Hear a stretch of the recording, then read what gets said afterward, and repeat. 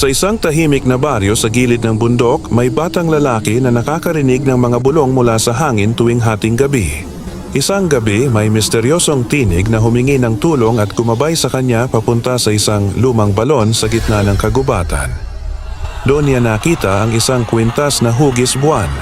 Nang mahawakan niya ito, nagpakita ang pangitain ng isang umiiyak na batang babae na humihingi ng katotohanan. Habang iniimbestigahan niya ang misteryo, nagsimulang mangyari ang kakaibang bagay. Mga aninong sumusunod, mga iyapak sa gabi, at malamig na bulong mula sa dilim. Sa huli, natuklasan niyang ang batang babae ay pinatay at itinago ng baryo ang sikreto sa loob ng maraming taon. Nang mabunyag ang katotohanan, tuluyan ng natahimik ang kagubatan.